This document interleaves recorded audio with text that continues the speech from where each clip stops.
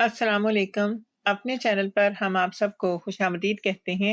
हर रोज़ एक नई कहानी को सुनने के लिए हमारे चैनल को सब्सक्राइब कर लें और कहानी को मुकम्मल सुनें। शुक्रिया।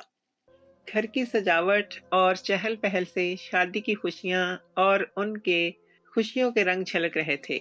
इधर से उधर घूमती हुई ज़र्क बर्क लिबास में परियों जैसी लड़कियाँ, खिलखिलाते हुए बच्चे, फूलों की खुशबू और जेवरात की खनक, हर कोई खुशगवार एहसास के मूड में था। ज़ैनब बेगम ने फरहान को कॉल की कि वो जाकर सामिया को पार्लर से ले आए, क्योंकि बारात आने में कुछ ही वक्त बाकी था और सैलून के दिए गए वक्त के मुताबिक अब वो बिल्कुल तैयार होगी। उसने जी कहते हुए उन्हें मुतमईन किया और उसका इरादा था कि वो थोड़ी देर तक गाड़ी लेकर जाएगा और सामिया को ले आएगा। खूबसूरत सैलून में वो उरूसी लिबास में मलबूस हर देखने वाली आंख को खीरा कर रही थी। ब्यूटिशियन के महारत से किए गए मेकअप में उसका हुस्न और ज्यादा चमक दमक रहा था। माशाअल्लाह, आप बहुत प्यारी लग रही हैं। आप पर बहुत रूप आया है। आपका दूल्हा वाकई बहुत खुशकिस्मत है। ब्यूटिशियन की बात सुनकर एक शर्मीली सी मुस्कुराहट उसके चेहरे पर बिखर गई। जयान उसे देखकर न जाने क्या रद्द-ए-अमल देगा। उसने आईने में देखा, वो बिलाशुबा बेहद हसीन लग रही थी। तभी बाहर से आती हुई लड़की ने उसे बताया कि बाहर गाड़ी उसके इंतजार में खड़ी है। वो लहंगा संभालती हुई उठी और अलविदाई मुस्कुराहट से ब्यूटिशियन को देखकर बाहर की जानिब बढ़ गई। थोड़ी देर पहले ही वो कॉल कर चुकी थी कि वो मुकम्मल तौर पर तैयार है। शायद फरहान उसे लेने के लिए आ गया था। सैलून के दरवाजे पर ब्लैक कलर की चमचमाती हुई मर्सिडीज उसे मतवज्जो कर गई। ड्राइविंग सीट पर बैठा हुआ लड़का, उसने हैरत से कार और फरहान को देखा। हो सकता है कि आज वो अपनी गाड़ी में ना आया हो, बल्कि किसी दोस्त की गाड़ी हो, लेकिन वो बाहर निकलकर उसका इंतजार क्यों नहीं कर रहा। उसे फरहान पर गुस्सा आया। उसने जल्दी से आगे बढ़ते हुए गाड़ी का दरवाज़ा खोला और गाड़ी के अंदर बैठ गई। स्टीयरिंग के करीब वो झुका हुआ न जाने क्या ठीक कर रहा था। बदतमीज इंसान, तुम बाहर निकलकर मुझे सहारा देकर नहीं ला सकते थे। वैसे आज मेरा आखिरी दिन है। आज तो मुझे इतना प्रोटोकॉल देना चाहिए था तुम्हें। अंदर बैठते ही वो फरहान को बिना देखे भड़क उठी थी। लहंगा संभालकर यहाँ तक आने में उसे काफ़ी मुश्किल दरपेश हुई थी। गाड़ी में लहंगा संभालकर उसने रखा और दरवाज़ा बंद करके जूं ही फरहान की जानिब पलटी तो वो एकदम से सर उठाते हुए उसकी जानिब मुतवज्जो हुआ और सामिया हैरत से उसे देखती रह गई। ये फरहान तो नहीं था, जो दूर से बिल्कुल फरहान के जैसे लग रहा था। सर पर टोपी और अपने चेहरे को एक जानिब मोड़कर वो बिल्कुल फरहान जैसा लग रहा था। उसे शायद पहचानने में गलती हो गई थी। सामने बैठे हुए लड़के ने अपने चेहरे को मास्क से ढांप रखा था। वो जल्दी से दरवाज़ा खोलने के लिए मुड़ी, लेकिन दरवाज़ा लॉक हो चुका था। कौन हैं आप? दरवाज़ा खोलें, मुझे बाहर जाना है। मेरे ख्याल में मैं गलती से आपकी गाड़ी में बैठ गई हूँ। जबकि उस लड़के ने बिना इसकी बात का कोई जवाब दिए क्लोरोफॉर्म से भरा हुआ रुमाल उसकी जानिब बढ़ाया और सख्ती से उसके मुंह पर दबा दिया। सिर्फ कुछ मिनटों में वो होशो खिरत से बेगाना हो चुकी थी और उसका सर सीट की एक जानिब लुढ़क गया। मुकाबिल ने आगे बढ़ते हुए उसे सीट बेल्ट लगा दिया और खुद इत्मीनान से गाड़ी आगे बढ़ाकर ले गया। थोड़ी देर गुजरी जब फरहान सैलून के दरवाजे पर मौजूद था। वो काफ़ी देर उसका इंतज़ार करता रहा। फिर उसके नंबर पर कॉल की, लेकिन कोई भी जवाब मौसूल नहीं हुआ। उसने सैलून के अंदर पैगाम भिजवाया तो बाहर आकर उस लड़की ने उसे जवाब दिया कि वो तो काफ़ी देर पहले गाड़ी में बैठकर चली गई हैं। और ये सुनते ही फरहान को शदीद हैरत ने आन घेरा। वो तो अब यहाँ पर आया था, और वो पहले किसके साथ चली गई? उसने अच्छी खासी बहस कर डाली और फिर मजबूरन उसे सैलून के अंदर ले जाकर दिखाना पड़ा, और वो वाकई वहाँ पर मौजूद नहीं थी। फरहान को नई परेशानी ने आन घेरा। उसने अपने बाप को कॉल की तो उसकी बात सुनकर फराज साहब के तो हाथ पांव फूल चुके थे। वो घर पर नहीं थी और सैलून वालों के मुताबिक वो यहाँ से तकरीबन आधा घंटा पहले रवाना हो गई थी और सैलून से घर का रास्ता सिर्फ 15 मिनट की दूरी पर था। अगर कोई कज़न उसे लेने आया होता तो यकीनन अब तक उसे घर पहुंच जाना चाहिए था। बारात बिल्कुल दरवाजे पर थी और लड़की का फराज हाउस में होना गोया ज़लज़ला आ गया। فرحان نے ہر جگہ فون گھمایا، اس کی ہر سہیلی سے جانچ پڑتال کی، لیکن وہ کہیں پر بھی موجود نہیں تھی، اور سیلون والوں کا یہی کہنا تھا کہ وہ تقریباً آدھا گھنٹہ پہلے یہاں ایک گاڑی میں بیٹھ کر چلی گئی تھی۔ فرحان مایوس ہو کر گھر واپس لوٹ آیا۔ دولہا بنا زیان مسلسل اس کے انتظار میں تھا اور نکاح کا وقت گزرا جا رہا تھا، لیکن وہ لوگ ٹال مٹول سے کام لے رہے تھے۔ فراز صاحب تو زینب بیگم پر گویا بھڑک اٹھے تھے، اور ہمیشہ کی طرح بات ان کی تربیت پر آ چکی تھی۔ وہ تو شروع سے ہی لڑکیوں کی تعلیم و تربیت کے خلاف تھے، اور یہی بات انہوں نے زینب بیگم کو سمجھاتے ہوئے زور دیا تھا کہ سامیہ کو اتنی آزادی نہ دی جائے، لیکن اس کے باوجود فرحان اور زینب بیگم کی ضد کے آگے انہیں ہار ماننا پڑی، اور آج جو کچھ بھی ہوا وہ ان کے سامنے تھا۔ کافی دیر کے بعد اسے ہوش آیا تو وہ ایک کمرے میں موجود تھی۔ کمرے کے بیڈ پر لیٹی ہوئی وہ بالکل اکیلی تھی۔ وہ جانے یہاں آئے کتنا وقت گزار چکی تھی، اور وہ جلدی سے اٹھی اور بیڈ سے نیچے اتر آئی۔ ایک دم سے ہی اسے زوردار چکر آیا اور اس کا سر بری طرح سے گھوم رہا تھا، لیکن پھر بھی اپنے دکھتے ہوئے سر کو تھامتے ہوئے وہ ہمت کر کے دروازے تک آئی اور دروازے کو پیٹنا شروع کر دیا۔ دروازہ پیٹتے پیٹتے وہ وہیں بیٹھتی چلی گئی۔ آج اس کی شادی تھی اور بارات یقیناً دروازے پر ہوگی۔ اس کے گھر والے پریشان ہوں گے، اور یہ مصیبت اس کے گلے پڑ گئی تھی۔ وہ نہیں جانتی تھی کہ یہ کون ہے اور وہ کہاں پھنس چکی ہے۔ اسے بس ہر حال میں یہاں سے آزادی چاہیے تھی۔ اسے بس ہر حال میں یہاں سے آزادی چاہیے تھی، اور اسے واپس جانا تھا، ورنہ اس کے باپ کی عزت کا خاک میں مل جانا ضروری تھا۔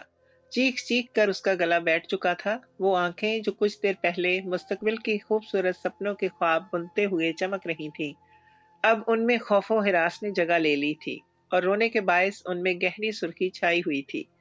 تھوڑی دیر گزری جب دروازہ کھلا اور آنے والے شخص کو دیکھ کر وہ اٹھتے ہوئے پیچھے کھڑی ہو گئی۔ وہ حیرت سے اسے دیکھ رہی تھی، جبکہ وہ محفوظ نگاہوں سے اسے سر سے پیر تک گھور رہا تھا۔ تم مجھے یہاں لے کر کیوں آئے ہو؟ تم جانتے بھی ہو کہ آج میری شادی ہے اور میرے باپ کی عزت خاک میں مل جائے گی۔ وہ روتے ہوئے اس سے مخاطب ہوئی تو وہ محسوس طریقے سے بیڈ پر بیٹھ کر اسے دیکھنے لگا۔ اسی لیے تو تمہیں اٹھا کر لے آیا ہوں کہ آج تمہاری شادی ہے۔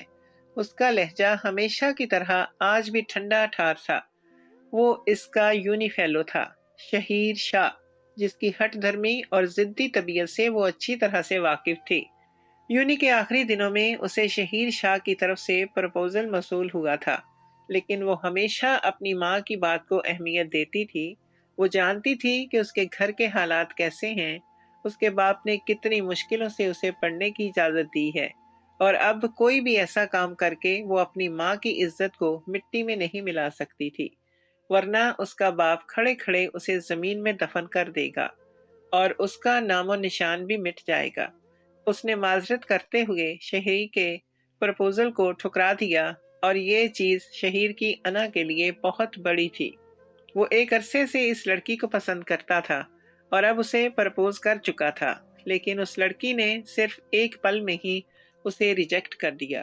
یعنی اس کے سامنے شہیر شاہ کے پیسوں اور اس کی خوبصورتی کی کوئی اہمیت نہیں تھی، جس کو دیکھنے کے لیے یونی کی ہزاروں لڑکیاں دیوانی ہو جاتی تھیں۔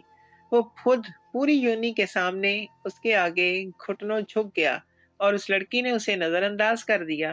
اس چیز نے اسے بری طرح سے متاثر کیا تھا۔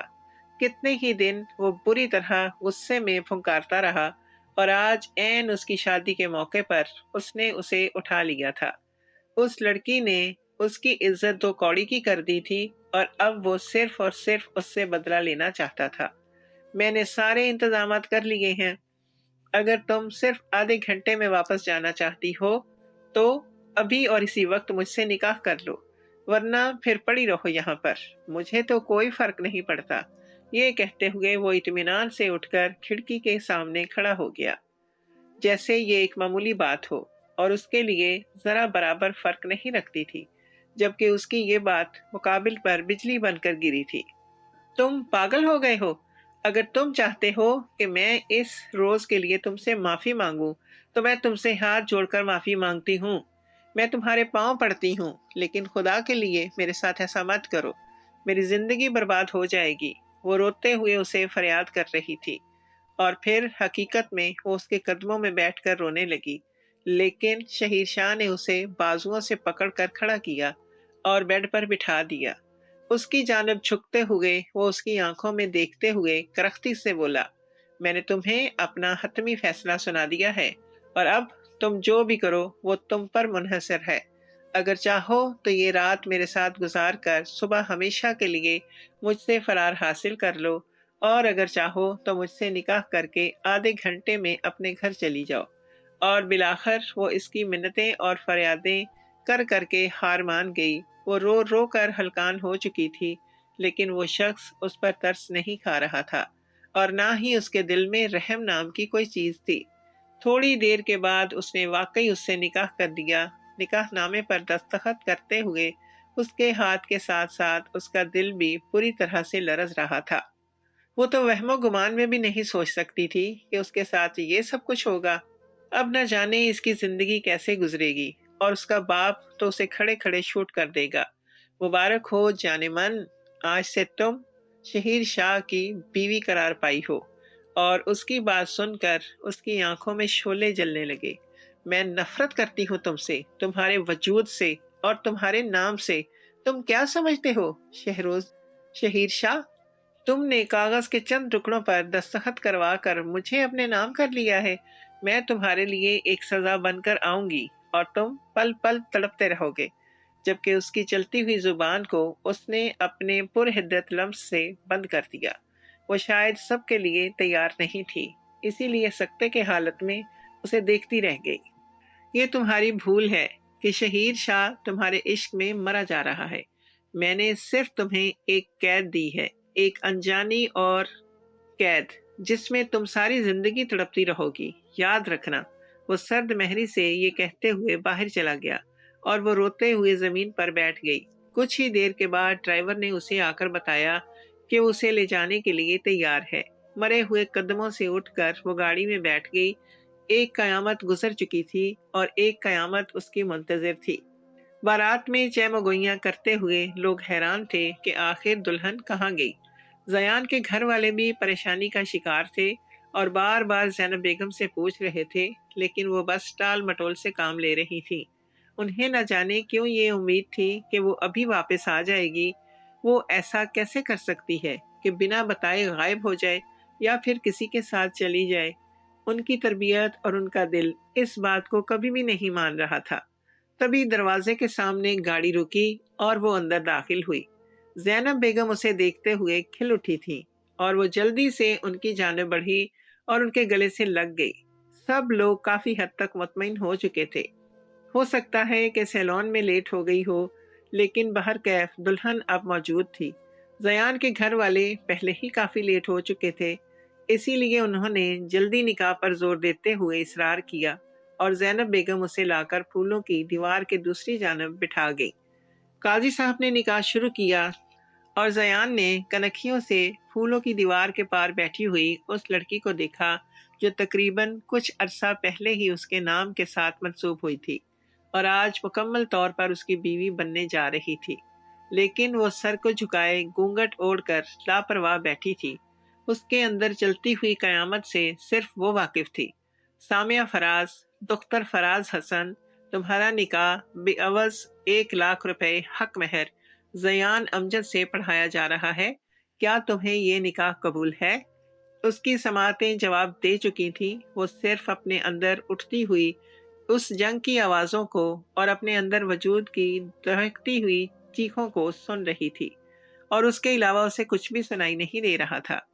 एक बार, दो बार और न जाने कितनी ही बार मौलवी साहब ने ये सब दोहराया और ज़ैनब बेगम ने उसके कंधे पर हाथ रखा। 2 आंसू उसकी पलकों की बाढ़ तोड़कर उसके रुखसारों पर बह निकले। उसने दिल से दुआ की थी कि काश वो आज यहीं पर इसी वक्त दम तोड़ दे और इस बदनामी से बच जाए जो उसकी मुंतजिर थी। वो शख्स आखिर उससे ऐसे कैसे बदला ले सकता था? बेशक वो उसे जान से मार देता या फिर इसके वजूद को रेजा रेजा कर देता, लेकिन इस तकलीफ से उसे ना गुजारता जो तकलीफ उसे अब महसूस हो रही थी। زینب بیگم بار بار اسے جھنجھوڑتے ہوئے حیرت سے دیکھ رہی تھی۔ تبھی ایک دم سے زیان اٹھا اور پھولوں کی مالا کو توڑ کر زمین پر پھینک دیا۔ مجھے پہلے ہی اندازہ تھا کہ یہ بد کردار لڑکی مجھے ذلیل کروانے کی کوئی کسر نہیں چھوڑے گی، لیکن میں نے پھر بھی اس پر اعتماد کیا۔ لیکن اب اور نہیں، میں یہاں ایک پل کے لیے بھی نہیں رک سکتا۔ اور اس کے یہ الفاظ سن کر فرحان غصے سے اس کی جانب بڑھا۔ تم جانتے بھی ہو کہ تم میرے ہی گھر میں کھڑے ہو کر میری بہن کے بارے میں کیا کہہ رہے ہو؟ فرحان اور وہ باقاعدہ ہاتھا پائی پر اتر آئے تھے۔ فرحان اس کا خالہ زاد تھا اور ان لوگوں نے اس رشتے کا بھی لحاظ نہیں کیا تھا، لیکن شاید غلطی ان کی بھی نہیں تھی۔ جب اتنی بار پوچھنے کے بعد سامع نے کوئی رضامندی ظاہر نہیں کی تھی تو پھر اس کا مطلب یہی تھا کہ وہ اس سے نکاح کرنے کے لیے راضی نہیں تھی۔ بارات واپس لوٹ گئی اور فراز صاحب نے اسے بازو سے پکڑتے ہوئے کھڑا کیا اور ایک زوردار تھپڑ اس کے منہ پر رسید کیا تھا۔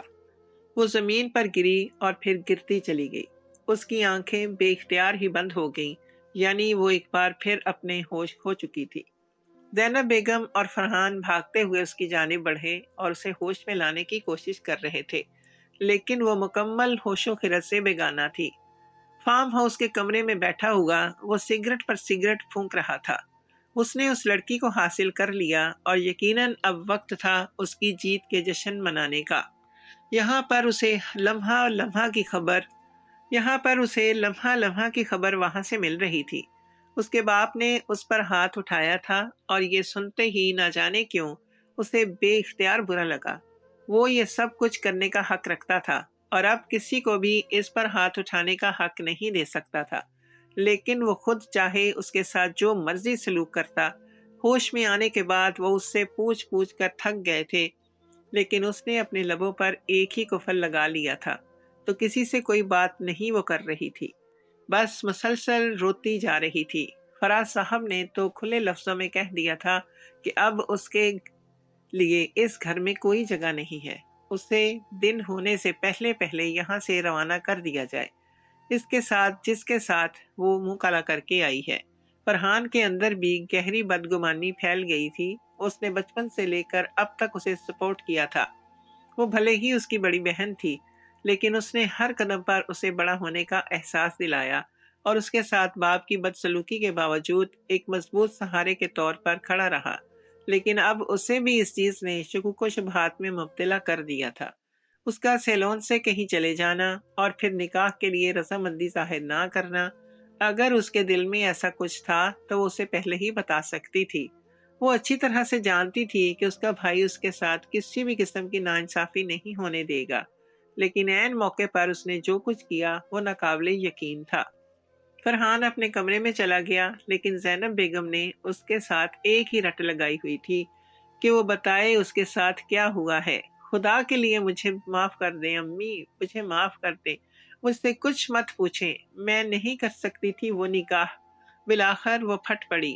آنسو کے بیچ اس نے چیختے ہوئے وہ اقرار کر ہی لیا جسے وہ اپنی زبان پر آنے کی جگہ نہیں دے رہی تھی۔ یہی تو میں پوچھ رہی ہوں کہ کیوں نہیں کر سکتی تھی تم نکاح؟ زینب بیگم کو لاتعداد خدشوں نے آن گھیرا۔ اسی لیے نہیں کر سکتی تھی نکاح کہ میں پہلے ہی کسی کے نکاح میں ہوں، اور یہ زبان سے ادا ہونے والے الفاظ اس کے لیے کسی زہر سے کم نہیں تھے۔ جہاں زینب بیگم نے بے اختیار ہی اپنے منہ پر ہاتھ رکھ لیا، وہاں دروازے کے پار کھڑے ہوئے فراز صاحب کے تن بدن میں آگ لگ چکی تھی۔ انہوں نے بنا سوچے سمجھے کمرے میں قدم بڑھائے اور اسے بالوں سے پکڑتے ہوئے صحن میں گھسیٹتے ہوئے لے آئے۔ زینب مسلسل منت سماجت کر رہی تھی، لیکن ان پر کوئی اثر نہیں ہو رہا تھا۔ میں نے زندگی میں بہت بڑی غلطی کر دی، تمہیں پال پوس کر جوان کیا اور تم پر بے شمار خرچہ بھی کیا، لیکن اب نہیں، اب میں تمہیں اپنی عزت کی تذلیل نہیں کرنے دوں گا۔ ابھی اور اسی وقت میرے گھر سے نکل جاؤ۔ آج سے تمہارا اور میرا ہر رشتہ ختم۔ تم جیسی بد کردار اولاد سے بہتر ہے کہ انسان بے اولاد ہی ہو۔ فرحان نے اپنے کمرے سے قدم بھی باہر نہیں نکالے تھے۔ کھڑکی کے پار وہ نم آنکھوں سے سب کچھ دیکھتا رہا۔ اب بات اس کے بس سے باہر تھی۔ اس کی بہن نے جو گڑھا کھودا تھا، اب اس میں گرنے سے اسے نہیں بچا سکتا تھا وہ۔ اب اس کے ساتھ وہی ہونا تھا جو فراز صاحب چاہتے تھے۔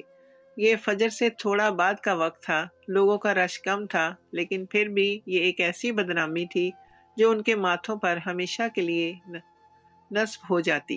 زینب بیگم نے فراز صاحب کے آگے ہاتھ جوڑ دیے جب انہوں نے انہیں بھی اپنی بیٹی کے ساتھ چلے جانے کی آفر کی، اور وہ خاموش ہو گئیں۔ پہلی بار اس نے باپ سے ہاتھ جوڑ کر معافی مانگتے ہوئے انہیں بتایا تھا کہ اس سب میں اس کا کوئی قصور نہیں ہے۔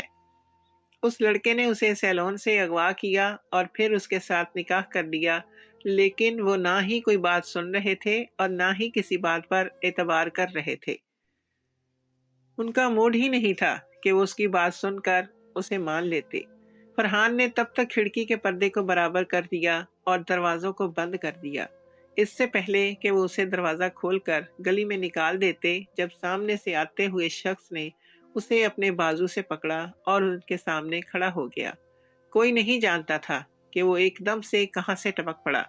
بس سامیہ اسے حیرت سے دیکھ رہی تھی، جس کے وہم و گمان میں بھی نہیں تھا کہ وہ شخص اس کے باپ کے سامنے آ کر کھڑا ہو جائے گا۔ اس کا دل چاہا کہ اٹھ کر تھپڑوں سے اس کا منہ توڑ دے، لیکن اس وقت باپ کی آنکھوں میں بدگمانی دیکھ کر اور گھر سے ایک محفوظ پناہ کے چھینے جانے کے دکھ نے اسے بالکل لاغر کر دیا تھا۔ وہ بس روتی ہوئی اس کی پشت پر کھڑی باپ کو دیکھ رہی تھی، جن کی آنکھوں سے انگارے نکل رہے تھے۔ زینب بیگم کچھ دور کھڑی اس شخص کو حیرانگی سے دیکھ رہی تھی۔ غلطی سے بھی آج کے بعد اسے کمزور اور بے سہارا سمجھنے کی کوشش مت کیجیے گا۔ مجھے دوبارہ یہ بات سمجھانی نہ پڑے کہ اب یہ آپ کی بیٹی نہیں بلکہ شہیر شاہ کی بیوی ہے۔ اس کے الفاظ ان پر کسی بم کی مانند گرے تھے۔ فراز صاحب نے تعصب سے اسے دیکھا اور پھر ہاتھ بڑھاتے ہوئے اس شخص کو دھکیل دیا۔ جاؤ یہاں سے اور اپنی بیوی کو بھی ساتھ لے کر جاؤ۔ مجھے کوئی شوق نہیں ہے اس بد کردار گٹھڑی کو اپنے گھر میں پالنے کا۔ اس نے افسوس سے اپنے باپ کو دیکھا تھا جو اس پر رتی برابر اعتماد نہیں کر رہا تھا اور اسے اس شخص کے ہاتھوں میں سونپ رہا تھا۔ وہ جلدی سے آگے بڑھی، اس سے پہلے کہ وہ ایک بار پھر اپنے باپ سے بھیک مانگتی۔ اس شخص نے اسے بازو سے پکڑ کر سمیٹ لیا اور فراز صاحب کی جانب دیکھتے ہوئے انہی کے لہجے میں مخاطب ہوا۔ میں اپنی بیوی کو لے کر جا رہا ہوں۔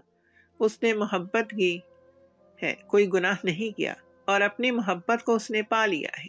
جب وہ چیختے ہوئے اس کی باہوں میں مچلنے لگی، تم جھوٹ بول رہے ہو، تمہیں شرم آنی چاہیے، جھوٹ بولتے ہوئے مجھے تمہارے ساتھ کہیں نہیں جانا۔ یہ کہتے ہوئے وہ افسوس سے اپنی ماں کو دیکھ رہی تھی، لیکن اس وقت وہ گھسیٹتے ہوئے اسے گاڑی میں بٹھا کر اپنے ساتھ لے گیا۔ گاڑی میں بھی وہ پورا راستہ روتی رہی۔ اس کے پاس اب کوئی اور پناہ گاہ نہیں تھی۔ وہ اچھی طرح سے جانتی تھی کہ اب اس کا باپ اسے اس گھر میں نہیں گھسنے دے گا۔ شہیر شاہ اسے حویلی لے کر گیا۔ حویلی میں مکمل خاموشی کا راج تھا۔ اس نے گاڑی سے اتارتے ہوئے اسے بازو سے پکڑا اور لے کر اپنے کمرے میں چلا گیا۔ وہ بس کسی پتلے کی طرح خاموش تھی۔ یہ میرا کمرہ ہے اور آج سے تمہارا بھی۔ آج کے بعد تم اسی کمرے میں رہو گی۔ اس کی بات سن کر وہ بپھرے ہوئے شیر کی طرح اس کی جانب بڑھی اور اس کے سینے پر پے در پہ مکے برسانے لگی۔ تم نے میری زندگی برباد کر دی ہے، میں تمہیں کبھی معاف نہیں کروں گی۔ تم جاہل انسان، کاش تم مر چکے ہوتے۔ شہیر نے سختی سے اس کے بازوؤں کو پکڑ لیا۔ وہ کب سے رو رہی تھی اور نہ جانے اس کے دل کو برا کیوں لگ رہا تھا، لیکن وہ اپنی نفرت میں اس قدر اندھا ہو چکا تھا کہ اسے کوئی احساس ہی نہیں تھا، نہ ہی کسی لڑکی کی عزت کھو جانے کا اور نہ ہی اسے اپنے ماں باپ کے سامنے ذلیل و رسوا کرنے کا۔ خبردار، اگر آج کے بعد میرے سامنے تم نے اپنی آواز کو بلند کیا، تم جانتی نہیں ہو میں تمہاری زبان کاٹ کر پھینک دوں گا۔ اس کا لہجہ اتنا سخت تھا کہ وہ بے اختیار ہی 2 قدم پیچھے ہو گئی۔ وہ شخص اس کے ساتھ کچھ بھی کر سکتا تھا۔ شہیر کمرے سے باہر چلا گیا اور وہ وہیں بیڈ پر بیٹھی رہی، نہ جانے کب تک روتے رہی، اور اس کی روتے روتے آنکھ لگ گئی اور وہ نیند کی وادیوں میں اترتی چلی گئی۔ شہیر واپس آیا تو وہ بیڈ پر سو چکی تھی۔ نہ چاہتے ہوئے بھی اس نے ایک نظر اسے دیکھا اور پھر صوفے پر پڑا ہوا کمبل اس پر پھینکنے کیسے انداز میں ڈال دیا۔ اس نے باقاعدہ اس کے گھر کے سامنے ایک شخص چوکیداری کے طور پر رکھا ہوا تھا تاکہ گھر سے جب بھی کسی قسم کی غیر مانوس آوازیں آنے لگیں تو وہ اسے بتائے۔ وہ اچھی طرح سے جانتا تھا کہ اس کے گھر والے اس کے ساتھ کچھ بھی کر سکتے ہیں۔ اس نے اپنا بدلہ پورا کرنے کے لیے شادی کی تھی، نکاح بھی کر لیا تھا، لیکن پھر بھی وہ اس کی طرف سے غافل کیوں نہ ہو پا رہا تھا۔ سگریٹ پر سگریٹ پھونکنے ہوئے اس کے چہرے کو دیکھے جا رہا تھا، اور پھر اس نے نفرت سے رخ موڑ لیا۔ اسے آج بھی وہ دن اچھی طرح سے یاد تھا جب اس لڑکی نے اسے ذلیل و رسوا کر دیا تھا۔ صبح جیسے ہی وہ اٹھے تو وہ کمرے میں صوفے پر براجمان تھا۔ سامیہ اسے دیکھ کر جلدی سے اٹھ کر بیٹھ گئی۔ جلدی سے فریش ہو جاؤ، نیچے جا کر ناشتہ کرنا ہے تم نے سب کے ساتھ، اس نے کہا تو وہ خاموشی سے اٹھ گئی۔ نہ جانے اب اس گھر میں کیا کیا دیکھنا پڑے گا۔ اس کے ساتھ جیسے ہی وہ نیچے آئی تو حویلی کے مکین اسے دیکھ کر حیران رہ گئے۔ جہاں شہیر کے چچا کی فیملی اسے حیرت سے دیکھ رہی تھی، وہیں پر شہیر کے ماں باپ بھی آنکھوں میں سوالیہ نشان لیے اس کا چہرہ دیکھ رہے تھے۔ بابا، یہ میری بیوی ہے، بلکہ یہ کہنا بجا ہوگا کہ یہ میری کاغذی بیوی ہے۔ اس کے لہجے میں طنز کا عنصر تھا، اور اس نے صرف اپنے باپ کو وضاحت دینا ضروری سمجھا تھا۔ حویلی کے مکین اس کے نت نئے کارناموں سے تنگ آ چکے تھے، اور اب وہ کسی مڈل کلاس گھرانے کی لڑکی کو اٹھا کر بیوی کے طور پر لے آیا تھا۔ گھر کے سبھی لوگوں میں ناپسندیدگی کی لہر دوڑ گئی۔ ان لوگوں کی نظروں سے سامیہ کو عجیب و غریب احساس نے آن گھیرا تھا۔ وہ یہاں اسے اپنی کاغذی بیوی کے طور پر متعارف کروا رہا تھا۔ نہ جانے اس کا بدلہ کب پورا ہو اور کب اس کے چنگل سے آزاد ہو۔ شہیر کی فیملی میں اس کے ماں باپ اور ایک چھوٹی بہن تھی، جبکہ اس کے چچا کی فیملی میں بس اس کے چچا اور چچی ہی تھے۔ ان کے دونوں بیٹے تعلیم حاصل کرنے کے لیے بیرون ملک چلے گئے تھے۔ انہیں بس اس بات سے مسئلہ تھا کہ شہیر گھر کا بڑا بیٹا تھا اور دوسرے بچے اس کی تقلید کر سکتے تھے۔ وہ اپنے باپ کا لاڈلا بیٹا تھا، اور کسی میں اتنی جرت نہیں تھی کہ اس کی بات یا فیصلے کے خلاف جاتا۔ اسی لیے ناشتے کی ٹیبل پر خاموشی چھا گئی تھی، لیکن وہ کپ کپاتے ہوئے ہاتھوں سے کچھ بھی نہیں کھا پا رہی تھی۔ اسے یوں محسوس ہو رہا تھا جیسے سب حد تک امیز نظروں سے اسے بس گھورے جا رہے ہیں۔ اس نے کھانا ختم کیا تو اپنے باپ کے ساتھ کمرے میں چلا گیا۔ یاسر صاحب شاید اس سے اس لڑکی کی حقیقت اور رشتے کے بارے میں جاننا چاہتے تھے، جبکہ نورین بیگم سختی سے اس کی جانب بڑھی تھی اور اس کے بازو کو پکڑتے ہوئے پیچھے لے کر گئی۔ کون ہو تم اور کیا کر رہی ہو میری بیٹی کی زندگی میں؟ اور سامیہ پر ایک دم سے ہی غصہ اثر انداز ہوا۔ اس نے اپنا بازو چھڑواتے ہوئے ان کی آنکھوں میں دیکھ کر کہا تھا، یہ سب کچھ آپ کا بیٹا آپ کو بتا چکا ہے، اس لیے بہتر ہے مزید وضاحتیں بھی آپ اسی سے طلب کریں۔ اور اس کی ماں کے ساتھ ساتھ چچی بھی پھٹی نظروں سے اسے دیکھتی رہ گئی۔ نورین بیگم کا رنگ خجالت سے سرخ ہو چکا تھا، جبکہ ان کی دیورانی زینت طنزیہ مسکراہٹ سے انہیں دیکھتے ہوئے اندر چلی گئی۔ تمہاری اتنی جرت کہ تم میرے سامنے زبان درازی کرو؟ نورین کا غصے سے برا حال تھا۔ شہیر ان کا اکلوتا بیٹا تھا اور اس کی منگنی وہ اپنی بھانجی کے ساتھ ہی کرنا چاہتی تھی۔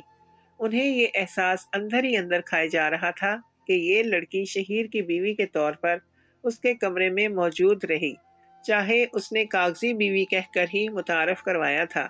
لیکن مڈل کلاس لڑکیوں کے پاس لڑکوں کو پھنسانے کے لیے بہت سے ایسے طریقے ہوتے ہیں جن سے وہ معصوم لڑکوں کو اپنے جال میں پھنسا کر ان سے پیسہ بٹور لیتی ہیں۔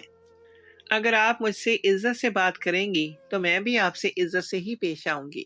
اس کا لہجہ ابھی بھی پختہ تھا۔ اس کے ساتھ جو ہوتا دکھا جاتا۔ فی الحال اسے کسی کی بھی کوئی پرواہ نہیں تھی۔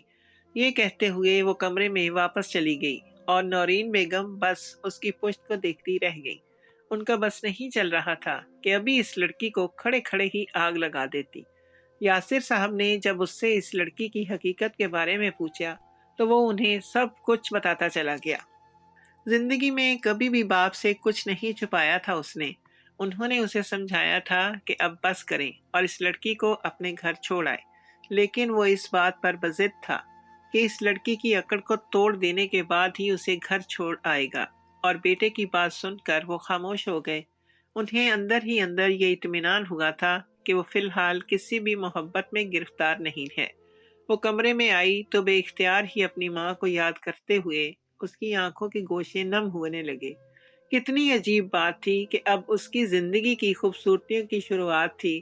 زیان نے اس پر بھروسہ نہیں کیا تھا، اور کرتا بھی کیوں جب اس کے سگے باپ نے اسے اٹھا کر باہر پھینک دیا تھا، اور فرحان اس نے کیوں خاموشی اختیار کر لی تھی۔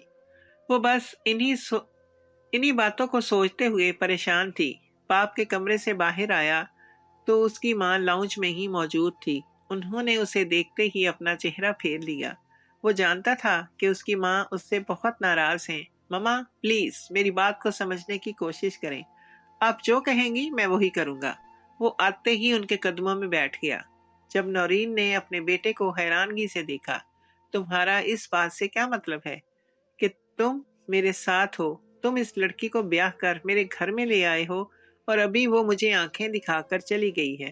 اس نے سب کے سامنے مجھے ذلیل کر دیا ہے۔ نورین بیگم کی آنکھوں میں آنسو آ گئے۔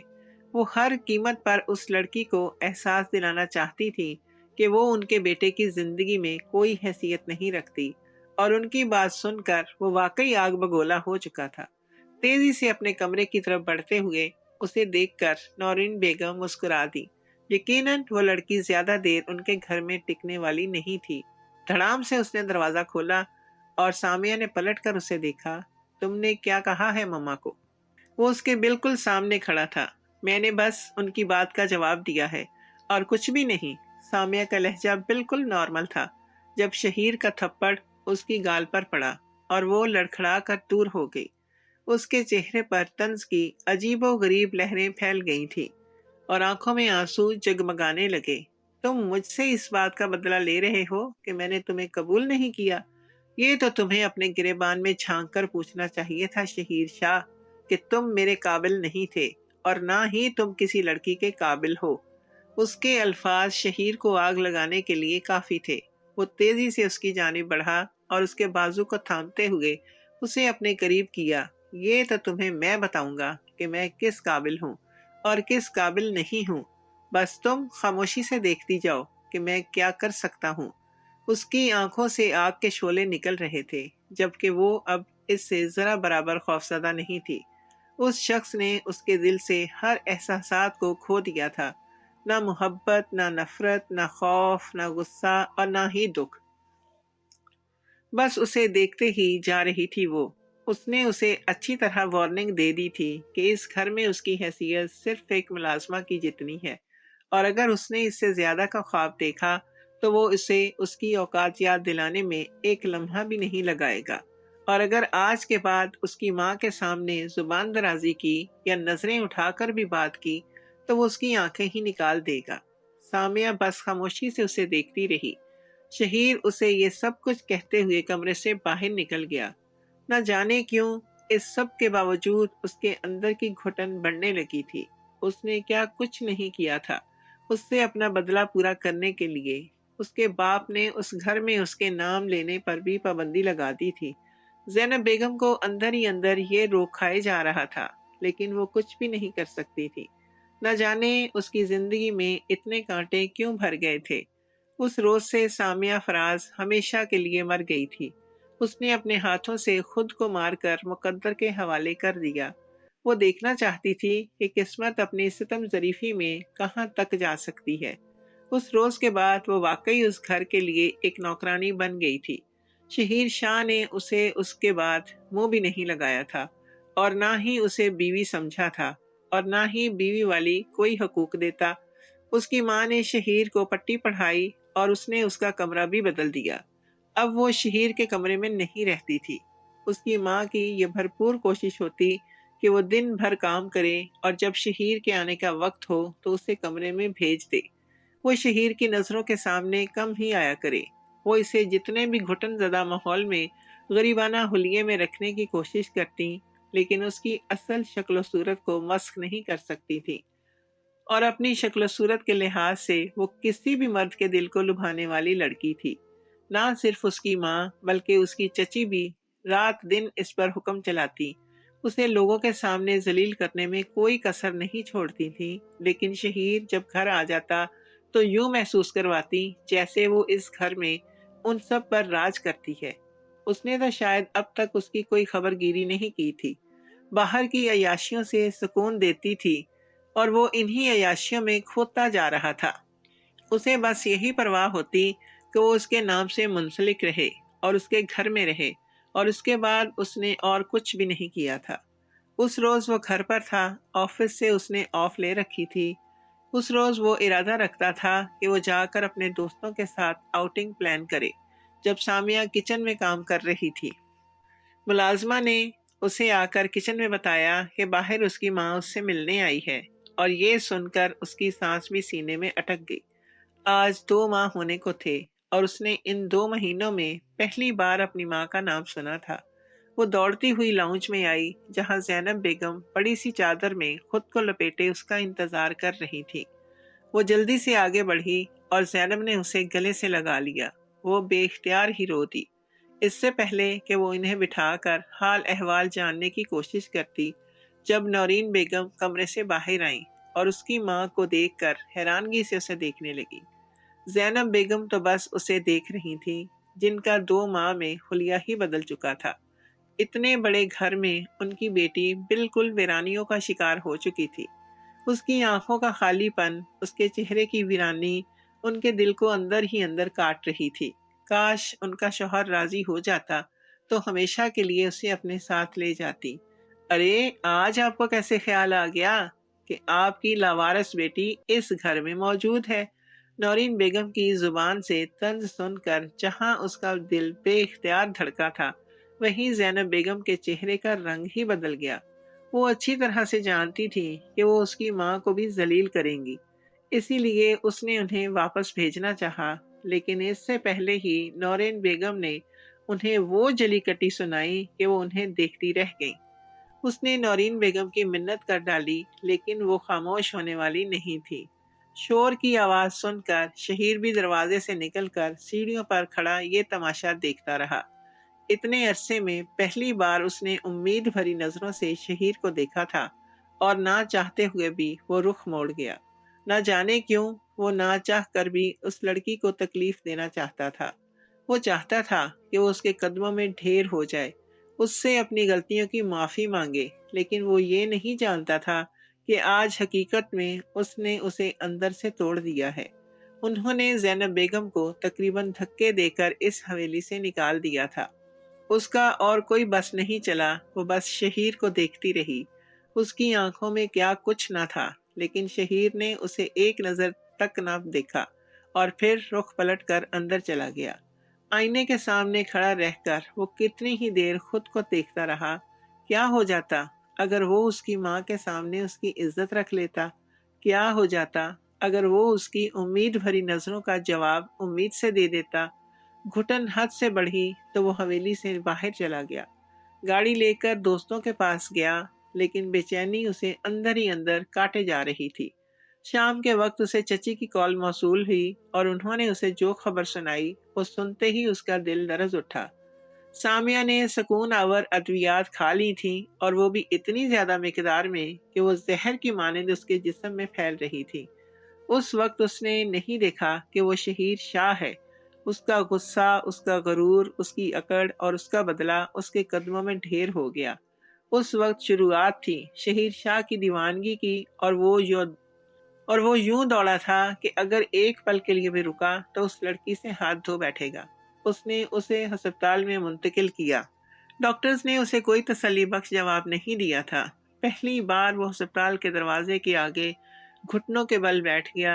उसकी एक एक बुराई उसकी आंखों के सामने किसी मंजर की तरह से चल रही थी। वो उस रोज उसके पैरों में बैठ गई थी और कहा था कि उसकी जिंदगी बर्बाद ना करे, लेकिन उसने उस अरूसी जोड़े में मलबूस सिर्फ चंद घंटों की दुल्हन को धुतकारते हुए पैरों से उठा दिया था। उस रोज उसने उसके मुंह पर थप्पड़ मारा तो उसने डबडबाती हुई आंखों से उसे देखा था। उस रोज उसने आखिरी बार उसे उम्मीद से देखा था और फिर देखती ही रही, जब तक कि वो अपने कमरे में नहीं चला गया। और अब उसने अपनी आंखों को मूंद लिया था। उसका दिल बेचैनी से धड़क रहा था। आज उसे पछतावा हो रहा था अपनी हर बात पर। वो बेख्तियार ही उठा और गाड़ी निकालकर उसकी माँ के दरवाजे पर पहुंच गया। وہ اسے وہاں دیکھ کر بے حد حیران تھے اور فراز صاحب کی آنکھوں میں باقاعدہ غصہ اتر آیا تھا۔ اس نے کچھ بھی نہیں دیکھا تھا۔ کل وہ ان لوگوں سے خود رشتہ ختم کر کے گیا تھا اور آج اس لڑکی کے لیے ان کے دروازے پر تھا۔ آج اس کی حالت بالکل ویسی تھی جیسے چند ماہ پہلے اس لڑکی کی تھی۔ وہ فراز صاحب کے سامنے گھٹنوں کے بل بیٹھ گیا۔ خدا کے لیے میرے ساتھ چلیں۔ سامعہ زندگی اور موت کی کشمکش میں ہے۔ اسے بچانے میں میری مدد کریں۔ ہو سکتا ہے وہ آپ کی آمد کے بارے میں سن کر آپ کی دعاؤں سے فیض یاب ہو جائے۔ اس نے پوری سچائی اگل دی تھی اور فرحان نے اس کا گریبان پکڑ لیا تھا۔ کتنے ہی تھپڑ فرحان نے اس کے منہ پر مارے، اس سے کوئی گنتی نہیں تھی، لیکن اس نے پلٹ کر جواب نہیں دیا۔ یہ اس کی معمولی سی سزا تھی۔ اس شام تک وہ خطرے سے باہر تھی، لیکن اب اس شخص نے اسے کھونے کا خوف محسوس کر لیا تھا۔ فرحان اسے اپنے ساتھ لے آیا۔ فراز صاحب نے خاموشی اختیار کر لی، پچھتاوے کی یا شرمندگی کی گہری خاموشی جس نے انہیں بولنے کے قابل نہیں چھوڑا تھا۔ وہ خود بھی اب بالکل خاموش ہو چکی تھی۔ فرحان اور اس کی ماں ہر طرح سے اس کی دلجوئی کرتے۔ وہ شخص تقریباً پاگل ہو چکا تھا۔ اس نے اسے کھو دیا، کبھی واپس نہ پانے کے لیے۔ اس کے گھر والوں نے اس پر مسلسل دباؤ دینا شروع کر دیا تھا کہ اسے طلاق دے دے، لیکن وہ اس بات پر بضد تھا کہ وہ اسے ہر حالت میں واپس لے آئے گا۔ اس نے ہر طرح کی منت سماجت کر لی، اس کے دروازے پر گیا، بار بار بھیک مانگی، لیکن وہ اس سے راضی ہونے کے لیے تیار نہیں تھی۔ کتنی بار اس نے اقرار جرم کیا تھا، اس کے دروازے پر بیٹھ کر اس سے معافی کی بھیک مانگی تھی، لیکن 2 سال ہو گئے وہ در بدر کی ٹھوکریں کھاتا رہا، لیکن اسے معاف نہیں کیا گیا۔ فرحان نے اسے مشورہ دیا تھا کہ اگر وہ اس کے ساتھ نہیں رہنا چاہتی تو پھر اس سے خلا لے لے، لیکن نہ وہ اس بات پر راضی تھی اور نہ ہی اس کی شکل دیکھنا چاہتی تھی۔ اس روز بھی وہ گھر پر تھی۔ دوپہر کا وقت تھا جب دروازے پر دستک ہوئی۔ فرحان نے جا کر دیکھا تو یاسر صاحب دروازے پر کھڑے تھے۔ وہ اس سے ملنا چاہتے تھے اور وہ انہیں خاموشی سے اندر لے آیا۔ وہ آج یاسر گروپ انڈسٹری کا مالک نہیں بلکہ یاسر ملک تھا۔ ایک لڑکی سے اپنے بیٹے کی زندگی بھی بھیک کی طرح مانگتا تھا۔ ایک مجبور باپ۔ وقت نے پلٹا کھایا تھا۔ جہاں سے کل اس کی ماں کو دھکے دے کر نکالا گیا تھا، آج اس کا باپ اس کے سامنے تھا۔ وہ چاہے تو اس کی ایسی ہی توہین کر سکتی تھی، لیکن وہ آج ہار گئی تھی۔ ایک باپ کے سامنے وہ خاموشی سے اٹھی اور اندر سے شال اٹھا کر کندھوں پر پھیلاتے ہوئے باہر آ گئی۔ یاسر صاحب نے اسے یہی کہا تھا کہ وہ اب ان کے ساتھ آ جائے اور سامان ڈرائیور لے جائے گا، لیکن اس کے تیار ہونے کے بعد اس سے پہلے کہ وہ باہر نکلتی، فراز صاحب آئے اور اس کے سامنے کھڑے ہو گئے۔ کتنی مدت بعد آج اس نے اپنے باپ کی آنکھوں میں اپنے لیے وہ احساسات دیکھے تھے جنہیں وہ دیکھنا چاہتی تھی۔ اس کے باپ نے یاسر صاحب کی طرف دیکھا۔ ایسے نہیں ملک صاحب، آج میں اپنی بیٹی کو لاوارثوں کی طرح اس گھر سے جانے نہیں دوں گا۔ اگر چاہتے ہیں تو اپنے بیٹے کی بارات لے کر آئیں تاکہ میں مکمل عزت اور احترام سے اپنی بیٹی آپ کے حوالے کروں۔ ان کی بات سن کر یاسر صاحب مسکرا دیے۔ انہیں اور کیا چاہیے تھا؟ وہ نم آنکھوں سے اپنے باپ کو دیکھتی رہی جب انہوں نے اسے گلے سے لگا لیا۔ یاسر صاحب نے جب یہ بات گھر جا کر بتائی تو وہ شخص گویا ہواؤں میں اڑنے لگا تھا۔ اس نے کیا کچھ نہیں کیا تھا اور آج اس کے لیے یہ خبر ایک ناقابل یقین خبر کی مانند تھی۔ اور آج 2 سالوں کے بعد نورین بیگم نے اپنے بیٹے کے چہرے پر مسکراہٹ دیکھی تھی۔ اس نے باپ کو گلے سے لگا لیا۔ اب اسے وہ خوشی ملنے جا رہی تھی جس کے بعد اس نے پختہ ارادہ کر لیا تھا کہ وہ اسے ساری زندگی سمیٹ کر رکھے گا، متاع حیات کی طرح۔ اور اس کے متاع حیات اس کو اتنی لمبی سزا دینے کے بعد اب اس بات پر مطمئن تھی کہ بدلہ دونوں جانب سے لیا جا چکا ہے اور اب صرف محبت کی باری ہے۔ لیکن جاننے والے نہیں جانتے تھے کہ یہ محبت صرف محبت نہیں رہے گی بلکہ عشق میں بدل جائے گی۔